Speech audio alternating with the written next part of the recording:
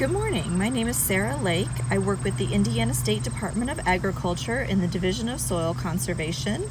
My main job is to work with landowners who have erosion problems.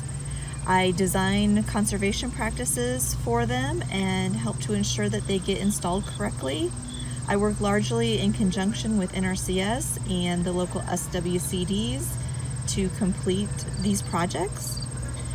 We are out at the Rinehart farm today. The Rineharts have several practices on this farm that they have worked on over the years. Some we've helped with and some they have done on their own. And one of the practices we're going to look at today, they did in conjunction with the surveyor's office. So the first practice we are going to look at is a grassed waterway. Grassed waterways are used in areas that have concentrated surface flow from rain events. This one right here was installed in 2005. We have 92 acres of water that is converging in this area and was creating a gully. This waterway is about 1,500 feet long. It's a trapezoidal shape. And the bottom width here is 20 foot wide, and then the top width is about 40 to 60 foot wide. The average depth throughout is 1.1 to 1.3 feet. And this waterway takes up about 1.4 acres of farm ground. So this area had a gully that had formed because of the concentrated flow of water. In addition to losing soil, gullies are really hard to farm through. They typically get worse every year. So to stabilize this area, we decided it was best to put in a grassed waterway. So instead of the water flowing in a narrow channel, which can create high velocities, we widen the bottom of the channel. The wide bottom allows the water to expand and reduces the velocity of the water, making it less erosive. The grass slows the water down to some extent, and the roots will hold the soil in place. We try to make the side slopes on waterways gentle enough that they can be farmed through. So typically we do about a 10% grade on each side of the waterway, which is typically crossable for farm equipment. We do encourage operators to cross the waterway instead of making end rows around it. Sometimes making end rows can create a channel right there along the edge of the grass instead of encouraging water to flow into the grassed waterway. Once that channel is created and water starts flowing down that, then we have erosion on the outside of the waterway.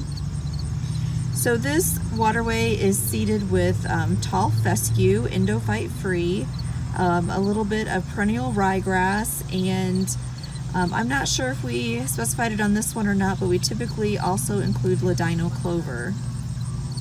So if you do decide to put in a waterway like this and go into a program, typically the first 3 years you can maintain the waterway as you need to get the grass established, which means you can treat weeds, you can mow, whatever you need to do to get that grass going. And then after year 3, it can only be treated on a spot basis during the seeding or the nesting dates for birds, which are April 1st to August 1st. Grass waterways like this can go through a program, the 319 program that we are here talking about today, and can also go through the CRP program. The next conservation practice I want to talk about is a grade stabilization structure. Grade stabilization structures are used where surface water runoff has created a breakdown or a gully in the ditch bank. These are different from grassed waterways because there is typically an overfall that we have to take into account that is much larger than what would be in a grassed waterway. We're typically looking at, overfalls from 3 to 10 feet. So there's several different types of structures we can use depending on how much water is coming to the site and what the overfall is. For smaller watersheds, we typically try to use a pipe structure. We can use a straight pipe with a canopy inlet. We can also use a pipe drop, which we will take a look at here in a few minutes. For the larger watersheds, we typically use a chute. If we design a chute for you, it would be either made out of riprap or concrete block. The chute here today was installed by the Rineharts on their own, not through our programs, but we did come back in 2005 when we worked on the Waterway and came up with a plan to help them refurbish the structure. This chute is an excellent example of how to safely get water from a higher elevation to lower elevation without having an erosion problem. I do want to point out that if you ask our partnership for assistance, that the chutes that we design will look a little bit different. Typically our chutes are about half the bottom width of this chute. This chute is a 30-foot bottom width, and it's doing a great job of handling the water. We typically don't design them much larger than 15 foot wide. That would be our average.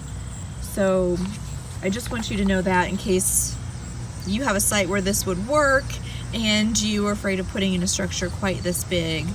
Also, the ones that we design are made either out of riprap or out of concrete block, and very rarely do we have to put grout on the top of them. So I just wanted to give you an idea of what you might get from us if you request assistance.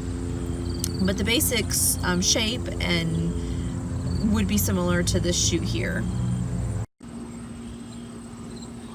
The next conservation practice I want to show you is a pipe drop structure. We can see the outlet of the pipe drop structure from this side of the bank. You can see the corrugated metal pipe sticking out right there. I have a diagram here in case we don't get a chance to walk around and see the inlet side of this structure. So this is what the pipe drop structure looks like. It has a 36-inch riser pipe that is standing up vertically, and then a 24-inch outlet pipe that is running horizontally. The water falls over the riser, hits a concrete pad, which takes out some of the velocity in the water, and then runs out the outlet pipe. In this case, the pipe is 37 foot long. That's probably pretty typical. And this fits nicely into the filter strip that they have over on the other side.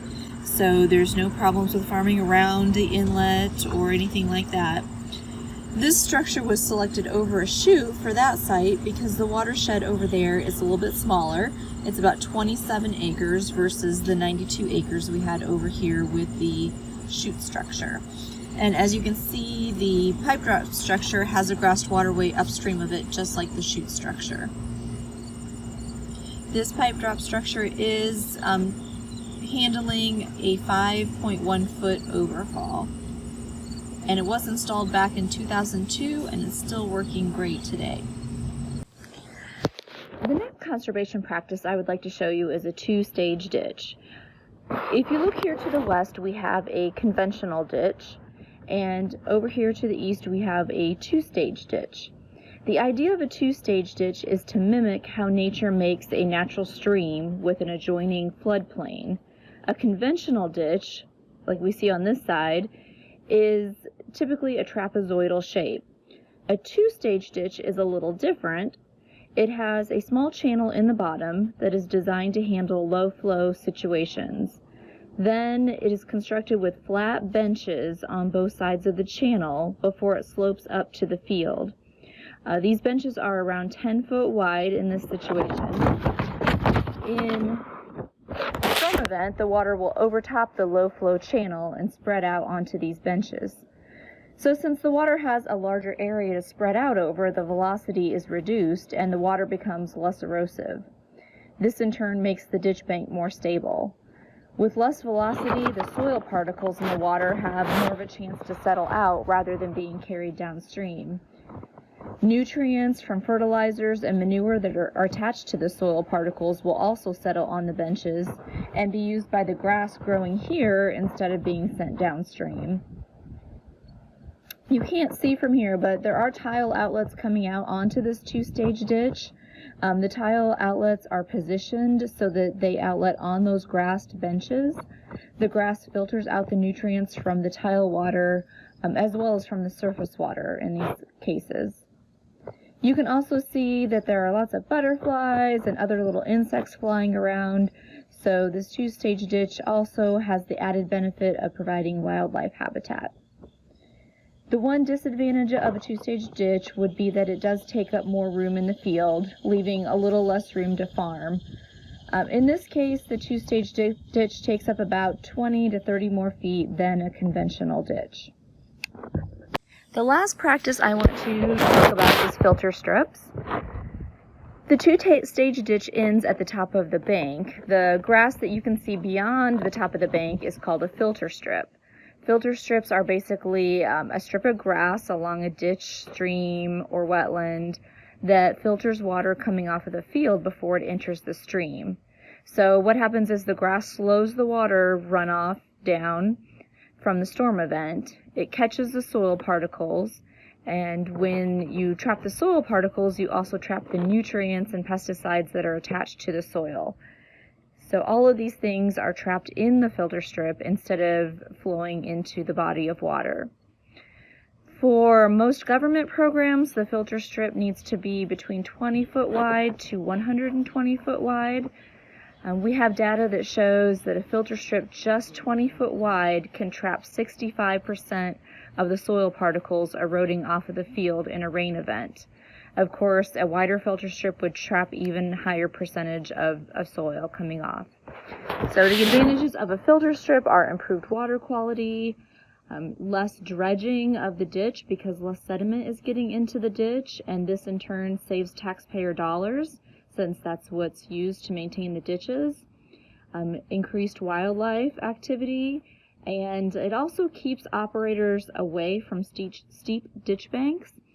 And it helps with setback requirements for herbicides and pesticides.